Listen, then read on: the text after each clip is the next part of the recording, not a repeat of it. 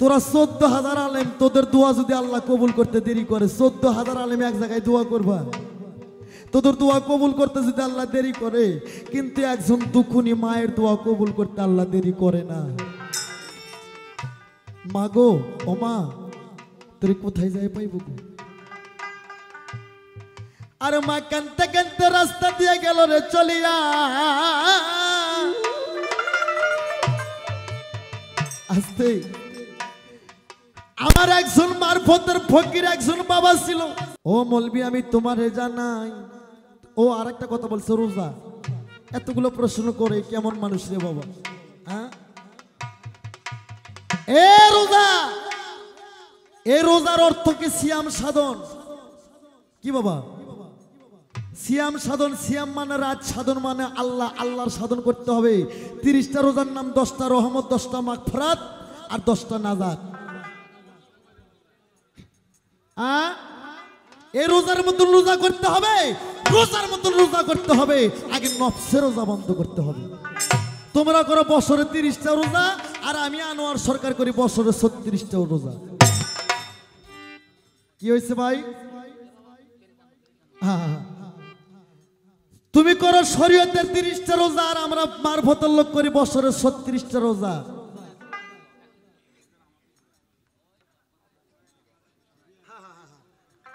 আস্তে বাবা, আস্তে। তাহলে 30টা রোজা, 10টা রহমত, 10টা মাগফিরাত, 10টা নাজাত। তাই ভক্তর এবার, তাই শরীয়তের মোল্লাকে বলবো, এবার রোজার মতন রোজা করো। আগে নফসের রোজা বন্ধ করো। খালি উপোস পড়লে ইবাদত হয় না, আল্লাহর সাধন হয় না। আল্লাহর সাধন করতে গেলে মন প্রাণ দিয়ে সাধন করতে হয়। আমরা নফসের রোজা করি, আমরা বছরে 36টা রোজা করি।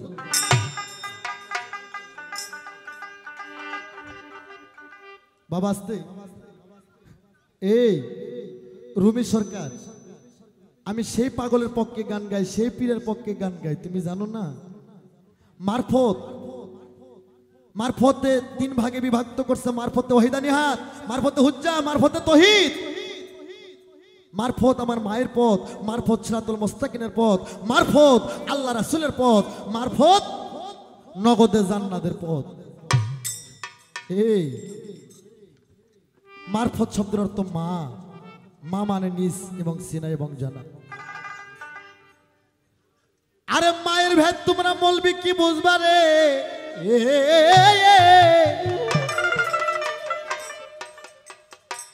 আমার মারফতের পাওয়ার কি তুমি জানো? আমার মারফতের পাওয়ার একটি বর্তমান স্টেজে তুমি দেখবা মারফতের পীর কি করতে পারে। তুর বাগদাদ শহরে আসতে একটা মেয়ে ছিল।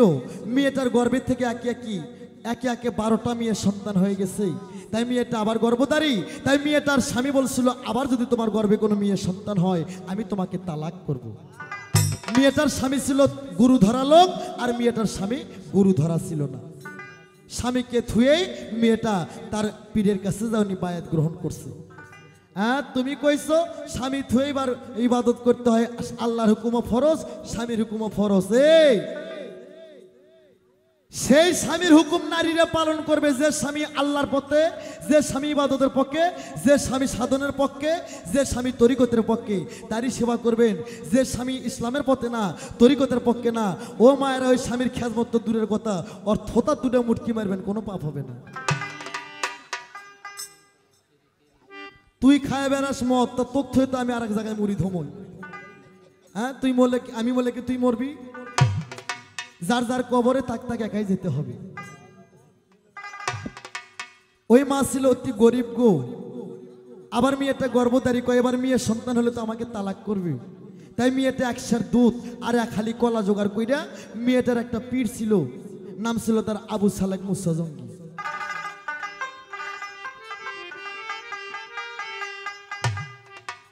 ওরে পীরের বাড়িতে গেল, মেয়েটা বড় কষ্ট করি না আমার বাইরা রে।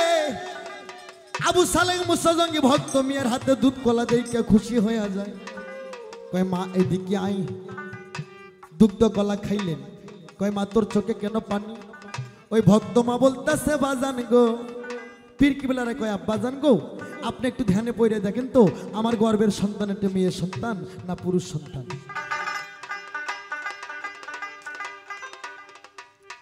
তখন আবু সালেহ মুসা জঙ্গি পীর তার অন্তর জানে রে, ওরে ধ্যানে পইরা কয় মা গো মা তোমার গর্বের সন্তান, এটা মেয়ে সন্তান। তখন ওই ভক্ত মা বলছিল পীর সাহেবকে, আব্বা গো আমার গর্বের মেয়েটা কি পুরুষ বানিয়ে দেওয়া যায় না? তখন আমার আবু সালেহ মুসা জঙ্গি রাগ করে বলছিল, বেয়াদব মেয়ে, আমি হতে পারি পীর, কিন্তু আমি আল্লাহর পর্দা হাত বাড়াই না। ওই মা কানতে কানতে, এ আলেম সাহেব, তোরা 14,000 আলেম, তোদের দোয়া যদি আল্লাহ কবুল করতে দেরি করে, 14,000 আলেম এক জায়গায় দোয়া করবা, তোদের দোয়া কবুল করতে যদি আল্লাহ দেরি করে, কিন্তু একজন দুখুনি মায়ের দোয়া কবুল করতে আল্লাহ দেরি করে না। মা গো, ও মা, তোর কোথায় যাই পাইব গো? আর মা কানতে কানতে রাস্তা দিয়ে গেল রে চলিয়া। আসতে আমার একজন মারফতের ফকির একজন বাবা ছিল, 6 বছর বয়স, তার মা নাই। এই সন্তান, সে কিন্তু পীরেরও পীর বাবা। সে মায়ের চোখে পানি দেখে কয়, ও মা তোমার চোখে কেন পানি গো? মা বুকে নিয়ে কয়, তুই কার মায়ের সন্তান রে বাজান? আজ তোর মতন একটা সন্তান যদি আমার থাকতো, আমার কপালে এই দুঃখ হইতো না। বলে কেন? তখন মেয়েটা কয়, বাবা আমার 12টা মেয়ে সন্তান হচ্ছে, আবার আমি গর্ব, আমার স্বামী বলছে এইবার যদি আমার গর্ভে থেকে মেয়ে সন্তান হয় আমাকে তালাক করবে। তাই আমি 1 সের দুধ আর 1 হালি কলা নিয়ে গেছিলাম পীরের বাড়িতে। পীর বাবা দুধ কলা খায়, ধ্যানে পরে দেখলো এটা আমার মেয়ে সন্তান। আমার আর কোনো উপায় নাই, আমার স্বামী আমাকে তালাক করবে। আমার স্বামী তো শরীয়তের লোক, পীর বোঝে না, সে আমাকে সংসারে রাখবে না, আমার কি হবে? তাই আমি বলছিলাম পীর বাবাকে, বাবা আমার গর্বের মেয়েটা কি পুরুষ বানিয়ে দেওয়া যায় না? সে আমাকে রাগ করে কথা বলছে। তখন আমার ওই বড় পীর বলতেছে, মা গো ওই শিশু বাচ্চা, 6 বছরের শিশু বাচ্চা বলতেছে, মা এখনো ওই পীরের বাড়ি যান, এখনো ওই পীরের বাড়ি যান। ওই শিশু বাচ্চা কয়, মা এখনই পীরের বাড়ি যায় এখন?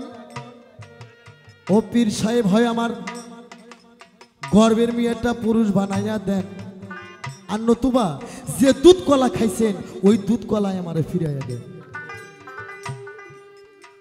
যদি মেয়েটা কয়, বাবা যদি বলে এমন যুক্তি কে দেশে আসতে বাজার, তখন আপনি ওই পীরকে আমার কাছে নিয়ে আসবেন। ওই মা কয়, বাবা তুমি তো 6 বছরের শিশু বাচ্চা, তুমি কি করবা? কয়, মা যা করার আমি করবো, ওই পীরকে আপনি নিয়ে আসেন। যদি আপনার গর্বের মেয়েটা পুরুষ বানিয়ে না দিতে পারে, আপনার খাওয়ানো দুধ কলা ফিরে নেবেন। আমার ভাইরা রে, ওই মেয়েটা কেনতে কেনতে পীরের কাছে যায়, ডাকের সারা দেয়, বাবা গো বাবা গো। পীর সাহেব দরজা খুলে দেয়, কয়, মা কেন আইছো? মেয়েটা কানতে কানতে কয়, আব্বা গো আজ আমার গর্বের মেয়েটা হয় পুরুষ বানায় দেন, আর নতুবা যে দুধ কলা খাইছেন ওই দুধ কলা আমারে ফিরাইয়া দেন। ওরে তখন ওই পীর সাহেব বলতেছে, তোমাকে এমন কুযুক্তি কে দিয়েছে? ওরে তখন মেয়েটা কয়, আমার সাথে আসেন। ওরে তখন আবু সালেহ মুসা জঙ্গি মেয়েটার পিছে পিছে রওনা হলেন। যায় দেখে আবু সালেহ মুসা জঙ্গির জন্ম দেওয়া সন্তান, যার নাম হাই বড় পীর আব্দুল কাদের জিলানী কুতুবের আব্বানি, আরেক নাম তার মহিরুদ্দিন গাউসুল আজম আব্দুল কাদের জিলানী, পীরেরও পীরনি অলিদের শিরোমণি, যার নাম শুনলে আগুন নিবে হয় রে পানি। 6 বছরের শিশু বাচ্চা বড় পীর আব্দুল কাদের জিলানী কয়, আব্বা গো আপনি কেমন পীর হয়েছেন, একজন দুকুনি মায়ের মনের দুঃখ বুঝতে পারেন না? তখন আবু সালেহ মুসা জঙ্গি ঠাস করে বড় পীরের গালে একটা থাবড় দিলেন। ওরে জিলানী কইতেছে, আব্বা গো বাবজান একটা থাপ্পড় মারছেন, মেয়েটার গর্বের মেয়ে আমি পুরুষ বানাইয়া দিছি। বাড়ির যে 12টা মেয়ে আছে তাদেরকে পুরুষ বানাইয়া দিছি। আর একটা থাপ্পড় যদি মারেন গো, আল্লাহর কসম খেয়ে বললাম, বাগদাদ শহরে ইরাকের মধ্যে একটা মহিলা রাখবো না, সমস্ত দেব আমি পুরুষ বানাই। এই জন্য পৃথিবীতে যত মুসলিম কান্ট্রি আছে তার মধ্যে ইরাকের মধ্যে আজমিয়ের সংখ্যা কম আছে। আমার পীরেরা কি করতে পারে, এক থাপ্পড়ে তোদের মতন মৌলবীর বউ বেটি গো পুরুষ বানাইতে পারে। সেটা আমার বাবা পীর, মারফতের ফকির, পীরেরও পীর, অলিদেরও অলি। নবীর পর যদি কেউ নবী হইতো, বড় পীর আব্দুল কাদের জিলানী নবী হইতো। তোমরা ও আবি মার্কা মৌলবীরা কও নবীর পর কেউ নবী হইলে উমর হইতো, হ্যাঁ? যে উমর সারা জিন্দেগি নবীর দুশ্মনী কইরা গেছে সে বলে নবী হইতো। ওই হাদিস আনোয়ার সরকার মানে না, এতে কয় বস্তা পাপ হইব। এই উমর একদিন নবীর মাথা কাটে নেওয়ার জন্য গেছিল, মা ফাতেমার পেটে লাত্তি দিয়ে 6 মাসের গর্ভের সন্তান শেষ করে দিছিল। আমার নবী নিজে বলছিল, উমর আমার ফ্যামিলির অবস্থা ভালো না, আমার মেয়ে অসুস্থ, খেজুর বাগানটা লেকে দিতেছে, আজ পর্যন্ত এই মক্কার লোকেরা নেকে দেয়নি। আর সেই হাদিস তুমি আমার কাছে শোনার পর আনছো না? আমার আল্লাহ কয় আমি তাকে বেহস্ত দেই যারা মা ফাতেমাকে ভালোবাসে, যারা হাসান হুসাইনকে ভালোবাসে, যারা হযরত আলীকে ভালোবাসে, যারা নবীকে ভালোবাসে, আমি তাদের জন্য জান্নাতের টিকিট রাখছি, কাল হাসরে তারা বেনি হিসেবে জান্নাত পাবে। আর তোমরা কোন নবীর পর কেউ নবী হইলে উমর হইতো, আবু বকর হইতো না?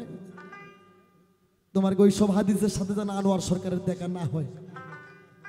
তাই মায়ের যে কি, মা যে কি ধন, এইটা তরিকতের যে শিরোমণি আমার নবী সেও বুঝছে। মায়ের গর্ভে থাকতে বাবা মইরা গেছে, 6 বছর বয়সে মা মইরা গেছে। নবীর পর নবী হইলে জিলানি নবী হইতো। আমার জিলানু বুঝছে 6 বছর বয়সে মাকে হারায়া মা যে কি ধন। দরদিরি মারফত মায়ের পথ, আমার বাবাজিরা যারা আছেন সকলেই মায়ের সেবা করবেন, মায়ের খেদমত করবেন। মায়ের চরণ তলে জান্নাত, এটা হাদিস বুখারী শরীফের মধ্যে আছে। বেহস্ত মক্কায় গেলেও হয় না, নামাজ পড়লেও বেহস্তর চাবি পাওয়া যায়, কিন্তু এখানে হাদিস বুখারী শরীফের মধ্যে বলছে মায়ের পায়ের তলে সন্তানের জান্নাত। মার খেদমত যদি কেউ না করে, মাকে যদি কেউ ভক্তি না করে, ওই 14,000 বছর নামাজ পড়লেও অন নামাজ আল্লাহর দরবারে কবুল হবে না। আজ নামাজ যদি 2 ওয়াক্ত কমে পড়েন কোনো পাপ হবে না, যদি গর্ভধারী মায়ের সেবা করতে পারে, যদি মায়ের হক আদায় করতে পারে। তাই দরদি আজ কি বলবো, দুঃখের কথা। আমার গুরু বলছে, বাজান রে, যার দুঃখে দুঃখে জীবনটা গড়া তার কি আসার বেতা ভরা। আজকে যে আমরা এখানে গান গাচ্ছি বাবা, পালাটার শুরুতে অনেক নেতা সাহেবেরা কথা বললেন, ফুল 1:30টার দিকে আমরা মঞ্চে উঠছি বাবা। যাই হোক, কতটুকু আপনাদের বুঝাইতে পারলাম আমি জানি না, পালা কেবল শুরু, সামনে অনেক মজার কথা আছে। তো যারা খাঁটি মায়ের সন্তান আছেন এই জায়গায়, এই আসনের মধ্যে হয়তো কেউ মাকে হারাইছে, হয়তো কেউ বাবাকে হারাইছেন, হয়তো কেউ জোরের ভাইকে হারাইছেন। যে পৃথিবীতে হারাই গো, সেই বোঝা হারানোর কি জ্বালা। যাক সাপ না ডংসিছে গো, সে কোনোদিন সাপের বিষের ব্যথা বুঝতে পারবে না। তাই বাজান, আমি এখানে গান গাইতেছি, আজ কোনো ভাবের লোক, কোনো মায়ের সন্তান যদি থাকে, আমি একটা গান গাবো। এই গানে যদি কোনো খাঁটি মায়ের সন্তান, কোনো ভক্তবিন্দু যদি আমাকে 10, 20, 50, 100 টাকা করে দান করেন, এই দান আজকে কোনোদিন হারাবে না গো। এই দানের বিনিময়ে আল্লাহ তার জীবনের গুনাহ মাফ করুন। আজকে আছে খাঁটি মায়ের সন্তান, হয়তো যারা মাকে হারাইছেন, যার বাইসে আছে বাবা তারা বুঝবো না, যারা হারাইছে সে তো বুঝলে হারানোর কি জ্বালা।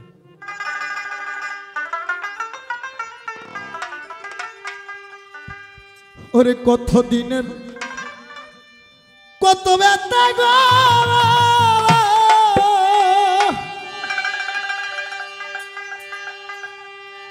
ওরে ব্যথায় আমি সামলায়া থুসি মনে, ব্যথার বন্যা বই এরা যাইব রে। আমার ব্যথা মানুষই যদি যান, বাজান রে, ব্যথা কারে বলবো গো, এমন দরদি আমার আর কেউ নাই।